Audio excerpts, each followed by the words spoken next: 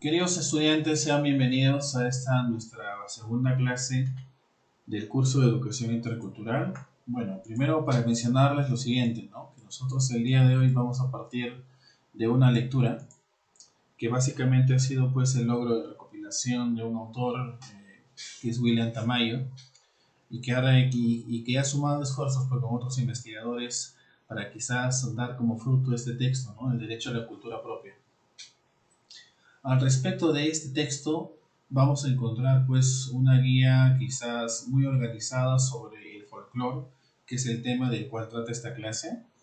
Nos da pues una idea de lo que es, de cuáles son sus características. Y luego vamos a tocar el punto número 18, que es el punto, bueno, que está en la página 18, que es un punto de lectura obligatoria, porque trata mucho sobre el Valle del Telmantab y estoy seguro que les va a interesar muchísimo. Bueno, primero lo primero, vámonos hacia el concepto de lo que es folclore. Si nosotros pensáramos de lo que es el folclore, bueno, pues el mismo autor menciona que es uno de los más vastos y perdurables nexos del pueblo peruano con su cultura ancestral. A este punto nosotros vamos a entender que es pues todos los mitos, tradiciones, cuentos, leyendas, danzas, poesías, canciones que tras un lento proceso de asimilación por el pueblo se enraizan y fructifican todos los aspectos de la vida popular. Entonces, ¿cuándo se convierte pues el folclore o tiene alguna característica para poder ser dado como una disciplina científica? Porque ya comienza a convertirse en objeto de estudio básicamente sistemático para conocer cómo se ha llegado a la conformación folclórica de nuestro país. Un dato muy interesante es que todo aquel que quiere investigar alrededor de folclore va a tener que chocar con los procesos históricos, los cambios económicos y sociales, inclusive con las migraciones y muchos demás procesos que terminan pues cambiando el sistema tan vivo como es el folclore, ¿no? Porque en este caso, si bien es cierto, nosotros tenemos una gran cultura como Perú, como país, sin embargo, esta cultura pues no ha sido la misma de que hace 10 años, ni hace 30, ni hace 50, y tampoco lo va a ser en los siguientes 20 años, o los siguientes 50 o 100 años. Va a haber un cambio pues activo, vivencial, que se va a ir modificando dependiendo de dónde y cuáles van a ser estas fuentes de cultura. Y ojo, nosotros también como peruanos tenemos pues fuentes de discriminación, de qué se queda y qué se va, pero no lo decide un solo peruano, sino lo decidimos todos en conjunto. Y bueno, me gustaría que nos fuéramos pues a la página número 18. Permítanme, aquí está. Cuando hablamos de la perdurabilidad del folclore, acá hay una cita muy interesante que sintetiza lo que estoy mencionando. El folclore es una antigüedad nueva que abarca y se nutre de este tejido único y continuando las leyendas, ritos, fiestas y tradiciones simples y espontáneas que sustentan la lengua, el arte, la religión, la vida de los pueblos en todos los estadios de su evolución, sea como expresión directa de las formas elementales de vida o como esfuerzo de liberación y superación de ellas. Algo muy interesante en el folclore y la identidad nacional, justo por favor me gustaría que ustedes le dieran lectura a todo este paper que está señalado de Edgardo Rivera Martínez, para contestar la pregunta ¿qué significa ser peruano? Y no solamente este punto, cuando lleguemos bueno, en este título que es el folclore como fuente de historia, quiero que hagamos una lectura en conjunto, ¿ok? Hasta terminar el texto, hasta antes de empezar el de José Carlos Mariátegui. Entonces, la lectura hasta este punto es obligatoria para responder las siguientes preguntas. La primera, y creo que es bastante evidente, ¿qué significa ser peruano? La segunda, ¿cómo ha jugado pues un ejemplo en la cultura, en especial andina, Andrés Avelino Cáceres, Dorregaray, ayacuchano de nacimiento, y bueno, pues que fue uno de los principales actores en nuestra historia, en especial pues con la guerra con Chile? Entonces me gustaría por favor que resolvieran también la segunda incógnita, ¿no? ¿Cuál es el peso histórico-social que ha tenido Andrés Avelino Cáceres y cómo se manifiesta en el folclore a la fecha? Y la tercera pregunta que me gustaría que ustedes pudiesen resolver es ¿cuán importante es que los medios de comunicación propicien el folclore? Entonces creo que estoy yendo a tres preguntas claves para que ustedes las puedan resolver. junto con la lectura. Esto previo análisis de ustedes. Bueno, vamos a hacer un pequeño recorrido. Vamos a entender, bueno, pues acaso agradezco el material. Es de Miguel Sosa. ¿Ok? Me estoy sirviendo de su marca para poder explicar esta parte. En cuanto al Perú, bueno, pues limitamos con muchos otros países, ¿no? Como Ecuador, Colombia, Brasil, Bolivia, Chile. Y junto con ellos, pues no solamente hemos heredado parte del imperio incaico, sino también muchas de las costumbres, debido a que no solamente hablamos pues el español, sino que también mucha de la cultura que vino pues como para colonia se ha quedado con nosotros. Entonces vamos a pensar que muchas de las costumbres ecuatorianas, chilenas, bolivianas, brasileñas y colombianas se comparten pues con los connacionales en las diferentes fronteras. Es más, hasta me atrevería a decir que mucha de la música que hoy pretendemos es exclusivamente nuestra, la pueden encontrar en otras versiones y con algunos cambios musicales en otras naciones. Esto nos está indicando que mucho de la visión también para que pueda perdurar en estos países es compartida con nuestra propia visión como país. En nuestra costa tenemos pues la música criolla y la música afroperuana, ¿no? Pero si le hacemos un pequeño pensamiento hacia el pasado, diríamos pues ¿de dónde viene la música afroperuana? Pues de África, junto con la gente que vino pues para trabajar diversos fundos, etcétera, y otros campos que vinieron a hacerse en el Perú por parte del colonialismo. Y de ahí pues comienza a madurar a la música criolla, ¿no? Darle junto con el proceso de mestizaje una asignación específica de identidad que ya comienza a mezclar las raíces y da un fruto, que en este caso es el criollismo. Pero en la sierra algo muy similar sucede, que hasta la fecha nosotros todavía seguimos escuchando pues huaynos, sin embargo estos han tenido una enorme maduración y es más, estoy seguro que ustedes también dirán pues el huayno viene muy arraigado al quechua, pero si ustedes son onerosos en esto, se van a percatar que el huayno está permanente también en Ecuador, en Bolivia, Chile e inclusive Argentina, y el quechua acompaña también a todas estas naciones que acabo de mencionar. Ecuador también habla quechua con una variación, claro, Bolivia también, partes de Chile también y Argentina incluso, con otras variaciones, o sea, sí sigue siendo la misma rama principal, pero ya se ha ido adaptando pues también a las necesidades geográficas y sociales. Y en la selva podemos encontrar pues la cumbia. Ojo que muchos historiadores y quizás antropólogos mencionan que las variaciones de la música, el ritmo y la entonación varían de acuerdo a las necesidades de la gente, al gusto, ¿no? Y bueno, pues en la selva no es de sorprender que nos guste lo impetuoso, los cambios que se dan, inclusive eso se puede manifestar en los colores también que ellos pueden visualizar, ¿no? Quizás mucho más vívidos, una naturaleza un poco más dinámica, donde el ser humano pues se ha visto más afecto. Ojo, que hablando desde el punto de vista biológico, el último lugar al que llegó el ser humano fue a la selva. A lo contrario que muchos piensan que la selva ha sido el primer lugar en colonizar, fue más bien todo lo contrario. Ha sido el último lugar en colonizar. Muy probablemente nuestra especie se haya desarrollado más en las costas, luego en la sierra y finalmente en la selva. Entonces, si nosotros observamos pues la naturaleza y cuán dinámico pueden ser estos cambios dependiendo de la cantidad de lluvia, sol, el crecimiento de las plantas, bueno, y la variedad de los animales que representan, obviamente no es de sorprender que la música también manifieste mucho de este alcance, ¿no? En cuanto a la costa, también tenemos pues dos aspectos fuertes, ¿no? En este caso lo que es el criollismo y la música afroperuana.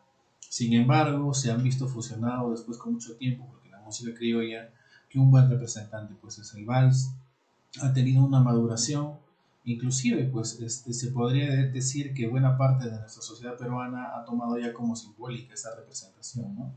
Por ejemplo, acá tenemos la canción de La Flor de la Canela de Chabuca Granda, pues es algo, bueno, es una canción imperdible para todo peruano, ¿no? Voy a ponerlo solamente unos segundos.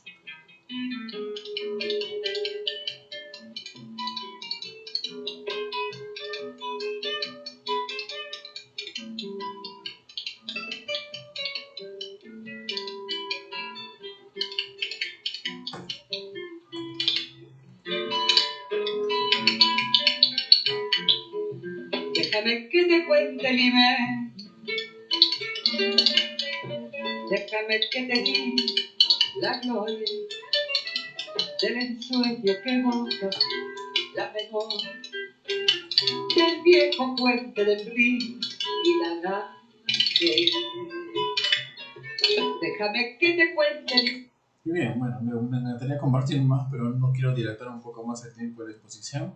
El link de este mismo material yo lo voy a dejar por el Microsoft Teams para que ustedes lo puedan quizás visualizar por su cuenta, más al detalle.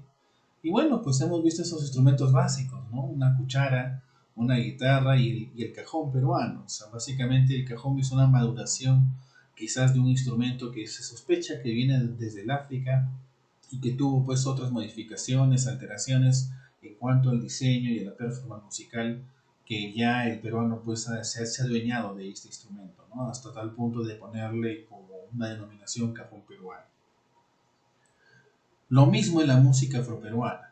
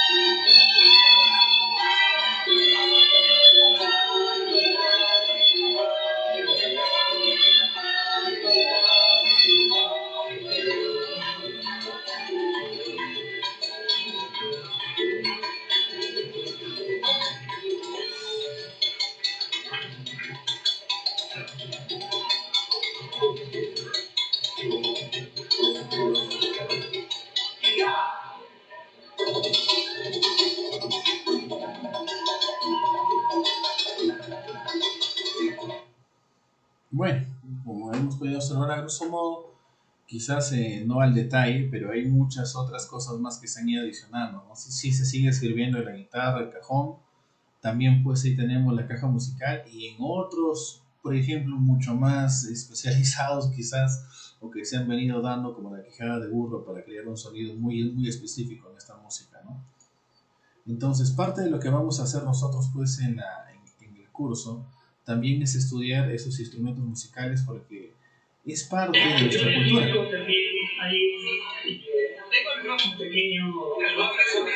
Una pequeña contraparte de la pieza del sur que se llama el trompo.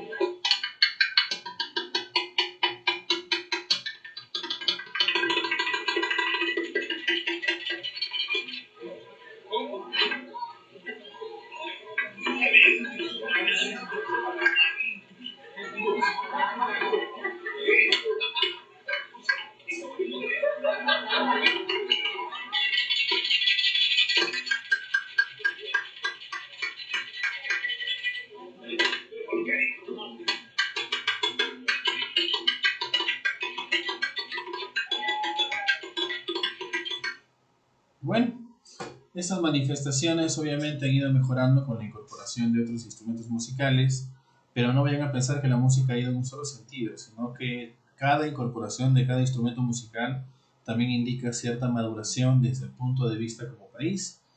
Y bueno, pues algunos dirán, no, ¿cómo es posible que un país vaya avanzando con la incorporación musical? Pero en realidad es la evidencia y la diversidad cultural es la que avanza. Y nosotros como peruanos ya comenzamos a identificarnos, no solamente con ciertos tipos de música, sino que toda esta música nos hace peruanos. Entonces voy a insistir en que se respondan las preguntas que nosotros estábamos planteando justo con el proceso de folclorización en el Perú, pero me gustaría que ustedes respondieran hasta terminar pues esta misma explicación, ¿no? ¿Por qué? La incorporación de muchos de estos instrumentos que estamos viendo ahora, pues no son netamente peruanos, o sea, estamos hablando de la guitarra que posiblemente se ha originado en España o en India, inclusive estos instrumentos que obviamente han sido perfeccionados en Europa, como la trompeta y el trombón. Entonces, al incorporarlos aquí, nosotros ya les damos una cualidad adicional, ¿no? Cierto, cierta variación en los tonos, en los ritmos.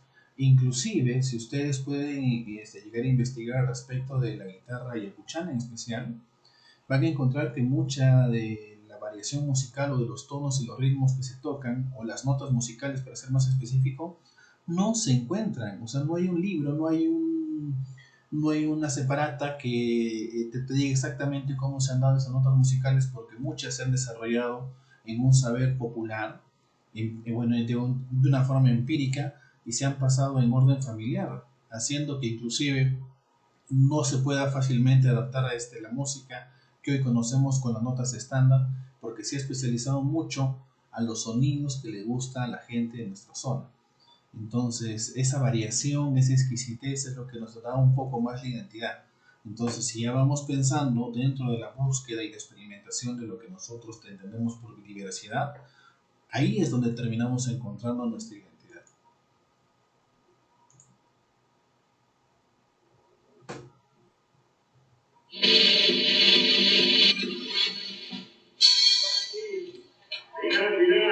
Pareja conformada por Enetti, Yaguris y Renzo Arana, que se presentan ya en la pista.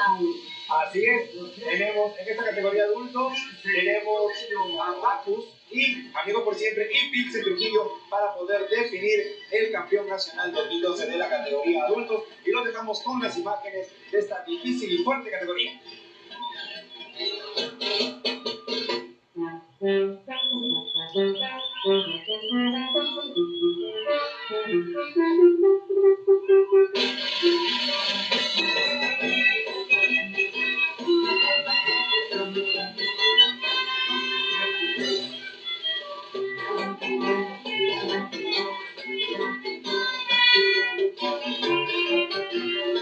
Muy bien, bueno, les dejo el link de todas maneras para que ustedes puedan explorar. Y bueno, pues en la sierra ha ocurrido lo mismo, ¿no? Lo que nosotros llamamos con la música latinoamericana ha incorporado también muchísimos instrumentos europeos. La guitarra es uno de ellos, pero también hay instrumentos muy ancestrales que inclusive se han encontrado muchas formas, como nosotros encontramos como la quena, pero inclusive en la época incaica hechos de huesos de llama. El uso de los tambores también, y también en la incorporación de otros instrumentos que son específicamente europeos, tales como el violín y el arpa. Pero ha habido una modificación. Por ejemplo, así como en Argentina la modificación de una guitarra se conoce como la sacha guitarra, que le ha incorporado pues algunos sonidos mucho más finos y quizás agudos, que se pueden generar mediante la vibración de las cuerdas con la incorporación de una pequeña vara de metal. A nosotros, acá en nuestra zona, pues en donde nosotros vivimos, se han hecho otras alteraciones pues a los instrumentos, ¿no?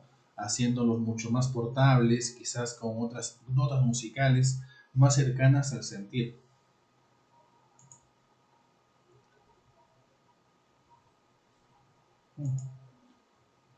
Y bueno, hasta aquí es donde se hace un pequeño recorrido de la música peruana desde el punto de vista de la selva, costa y sierra, pero ojo, este sabroso modo, porque creo que queda bien claro que en nuestro país existen en cada pueblo, en cada ciudad, en cada región, en cada departamento, cientos, si no por decir miles de expresiones musicales que básicamente son parte vivencial de la expresión del folclore.